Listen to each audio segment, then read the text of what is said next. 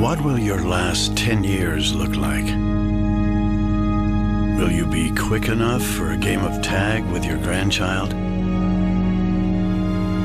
Strong enough to embrace every moment?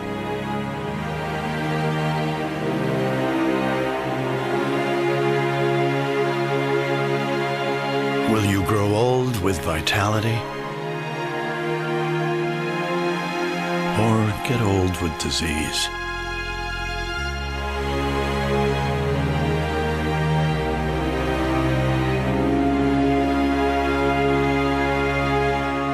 It's time to decide.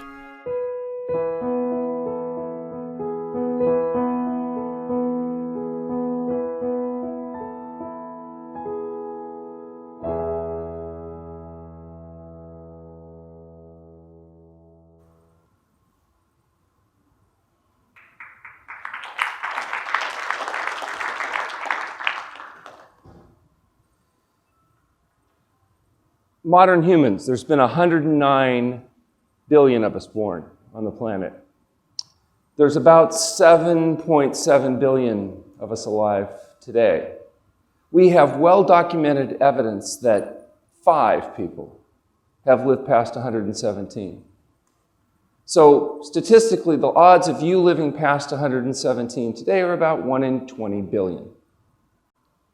The odds that you'll live somewhat less than that are greater than that. Life expectancy in 1900 was 47 years old. Today it's 78. That's an increase of 31 years. But what's interesting is that adults in 1900 lived an additional 12 years on average, and today 19. That's just a 7-year increase, and 85-year-olds live just 2 years longer. So where's the 24-year difference? If adults today are living a little longer than they did in 1900, what explains this dramatic increase in life expectancy? And of course, it's a reduction in infant mortality. In 1900, 160 babies per 1,000 would die from waterborne illnesses mostly, or infectious disease. Today, that number is less than 7 per 1,000. So for every child that doesn't die in infancy and lives to adulthood, it adds 65 or 75 years to the curve, and of course that shifts the curve to the right. In fact, of the 31-year increase in life expectancy, 24 of it is due really just a reduction in infant and childhood mortality. 7 years, everything else combined. So if you're thinking today that the miracles of modern medicine are going to allow you to live a long and healthy life, you may become somewhat disappointed. The fact is that if it was just about money, how much money we spend on healthcare, we should be the healthiest people on the planet. Because we spend 2.5 times as much money per person than, for example, our colleagues in the Organization for Development in Europe. But we're not. If we look at life expectancy, that is how long a person born today is likely to live, we lag. If we look at, maybe more importantly, healthy life expectancy, of the time that you're going to be alive, how long will you live healthily, fully independent, functional? We lag. So life expectancy is 78, but healthy life expectancy in the United States is just 69. People spend 9.4 years debilitated and 17 years in poor health. You are not likely to live forever. However, what you can do is live until you die. Where we have probably the biggest potential impact is reducing that amount of debility so that you spend your life well and have what we call a good death too. That is, you go to sleep one night and don't wake up once you reach your genetic potential. So in the United States and industrialized countries, we spend billions of dollars on the leading causes of death: heart disease, cancer, and stroke. But what we don't focus on are the actual causes of death. The reason people get heart disease, cancer, and stroke. And perhaps the reason why we're spending more money with less benefit is because we're not focusing our attention on the actual causes of death, which include the use of tobacco, alcohol, and an animal and highly processed food diet. Tobacco certainly leads the list. Tobacco is really fabulous when it comes to premature death and disability because it affects almost every organ system of the body.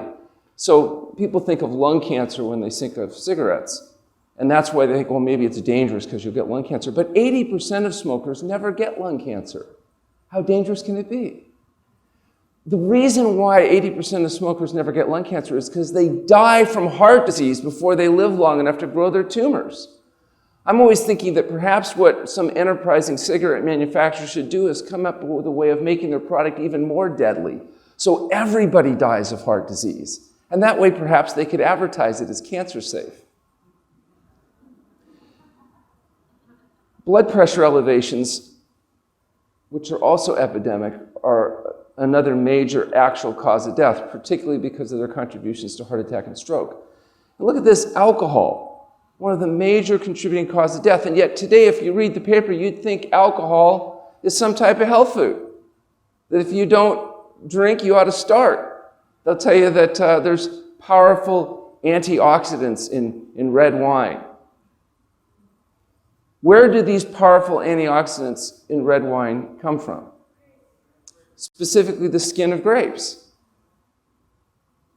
So if you wanted resveratrol, you could eat some grapes. Or they'll tell you that alcohol thins the blood, so it'll reduce your risk of stroke. Is that true? Absolutely. Alcohol thins the blood much like aspirin does. So if you're on a greasy, fatty, slimy, dead, decaying flesh diet and you're at risk for a clotting stroke and you drink alcohol, you have a slightly lower risk of dying from a clotting stroke. You don't actually have a lower risk of dying because what happens is you have an increased risk of a bleeding or hemorrhagic stroke, so all-cause mortality doesn't go down. But if it's important to you that you die from a bleeding stroke rather than a clotting stroke, perhaps alcohol should be in your diet. Notice cholesterol on this list. Cholesterol on this list is there because it's a marker for how much animal food you eat. The higher your animal food consumption, the higher your risk for death. Being overweight is not health promoting. Low fruit and vegetable intake, just not eating enough fruits and vegetables, is a major actual cause of death, according to the CDC, in large part perhaps because of the protective phytochemicals and other factors that you find in plant-based foods, unlike animal foods. Physical inactivity, illicit drugs, and unsafe sex top off the list. Now, you notice none of these are deficiency syndromes. These are not lacks of pills, potions, powders, or treatments. These are conditions of dietary excess, dietary and lifestyle excess.